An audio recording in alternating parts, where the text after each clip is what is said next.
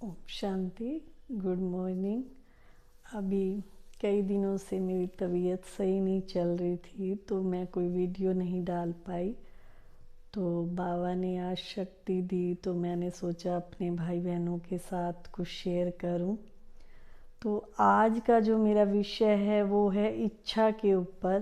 तो इंसान के मन में बहुत इच्छाएं होती हैं कि मैं ये करूं, मेरे पास ये हो, या कई बार बहुत पैसे की इच्छा होती है कि मेरे पास बहुत पैसा हो, गाड़ी हो, बंगला हो। ये इच्छाएं तो आज जिसके अंदर देखो हर एक के अंदर ये इच्छा बहुत बनी हुई है। जब इच्छा पूरी नहीं होती है तो इंसान दुखी हो जाता है। किसी को बच्चे, छोटे बच्चे से लेकर बड़े तक आज बहुत मन में इच्छाएं हैं। छोटे बच्चे को भी पूछो तो वो भी कहेगा कि मुझे मतलब बहुत अच्छी साइकिल पापा लेके दें, या आजकल बच्चे साइकिल तो मांगते ही नहीं है, सीधा कहते हैं स्कूटी लेके दो पापा। तो देखो छोटी छोटी इच्छाएं, मैंने अपने अनुभव से बता रही हूँ कि जब इंसान की इच्छा पूरी नहीं होती है तो बहुत दुखी हो जाता है। और वो इच्छा छोटी से छोटी क्यों ना हो, अगर आपके पास 5 सूट हैं और आपको अगर अलग से कोई आपको एक्स्ट्रा गिफ्ट नहीं मिला तो भी आप दुखी हो जाते हैं कि देखना मेरे बर्थडे पे उसने मुझे कोई गिफ्ट नहीं दिया।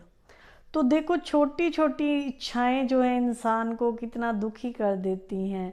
तो आप सोचते होंगे कि क्या हम कोई इच्छा ना रखें।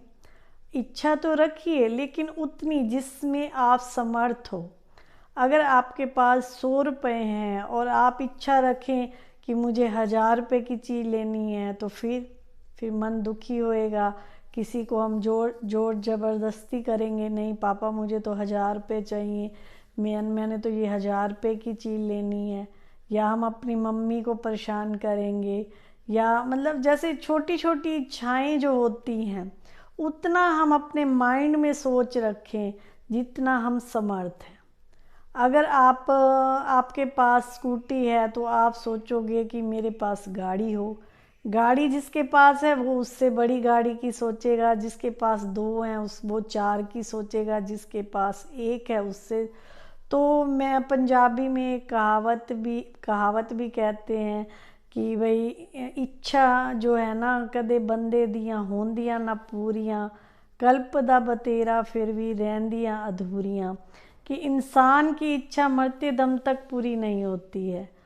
और जिस इच्छाओं की वो तृष्णा रखता है या मन में आश रखता है, अगर उसकी पूरी नहीं होती है तो दुखी हो जाता है। तो इच्छाएं जो हैं इंसान को सच में परेशान कर देती हैं, दुखी कर देती हैं। इच्छाएं रखनी है तो कुछ अच्छा सोचने की, अच्छा करने की इच्छा रखो कि हाँ मुझे ये अच्छा बनना है, अच्छा करना है। मान लो कोई डॉक्टर बनना चाहता है, कोई इंजीनियर बनना चाहता है, या कोई देश सेवा करना चाहता है। अच्छी अच्छी भावनाएं अपने अंदर जागृत करो। संसार की वस्तुओं की अगर हम ज़्यादा इच्छाएं रखते हैं, या धन कमाने की ज़्यादा इच्छा रखते हैं, या कुछ मटेरियल इकट्ठे करने की ज़्यादा इच्छाएं रखते हैं। अब मैंने देखा है कईयों के पास 30-30 40-40 सूट होंगे, फिर भी वो आत्मा क्या सोचेगी, मेरे पास तो जैसे कुछ है ही नहीं, मेरे पास जो है ना सूट ही नहीं है, क्या पहन के जाऊँ। एक दिखावा हो गया है।